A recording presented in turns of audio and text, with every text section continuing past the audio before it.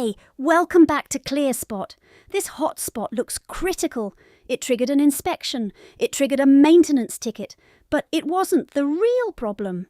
And that's exactly why thermal alone is not enough to de-risk a solar portfolio.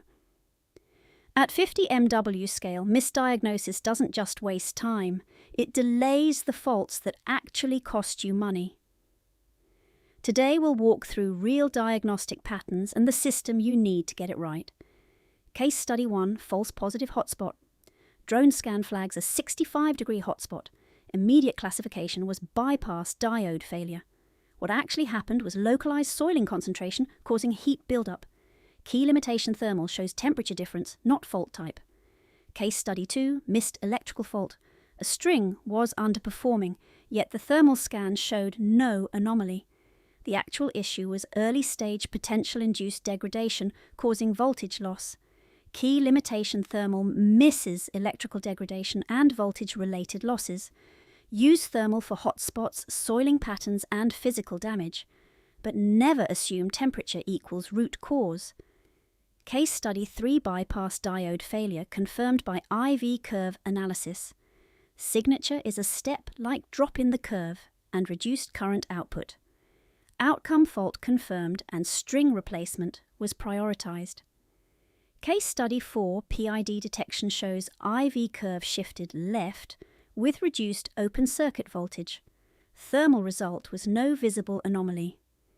Case Study 5 distinguishes soiling from electrical fault using IV curves. Soiling causes proportional current drop, while electrical fault distorts the curve shape. Use IV for fault classification, electrical diagnostics, and warranty grade evidence. But note IV testing is slower and targeted, not full site coverage. Now, the challenge: how do you scale this across a 50 megawatt portfolio? Guideline 1: use thermal for coverage, deploy drones for full site scanning, and identify anomaly clusters. Fast, scalable detection. Guideline 2: use IV for validation targeting, only flagged strings to confirm fault type, precision not volume. Guideline 3 prioritization logic recognizes not all faults are equal. Prioritize based on energy loss, impact fault severity and accessibility. Thermal finds problems and IV confirms them.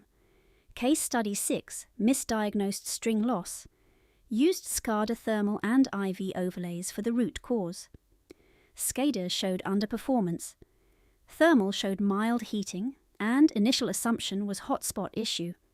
Full analysis revealed IV curve mismatch and SCADA trend gradual degradation indicating connector degradation. Case Study 7 distinguished curtailment from fault using SKDA context. Low output during peak irradiance was due to export limitation, not a fault. Use thermal to find where IV to identify what, and SCADA to define when and how often. You don't reduce false positives by adding more data, you reduce them by connecting the right data. The real value comes from unifying thermal detection, IV validation, and SKDA context into one workflow. Detect anomaly, classify fault assign task, and verify fix so every issue becomes actionable, trackable, and measurable. Let's simplify this into a minimum diagnostic stack for a 50 megawatt portfolio. Layer 1 thermal scanning full site coverage, fast anomaly detection. Layer 2 IV curve testing, targeted validation and fault classification. Layer 3 SCADA analytics, performance trends and operational context. Layer 4 workflow integration, ticketing, field execution and verification. That completes the minimum diagnostic stack. Like, share and subscribe for more solar insights.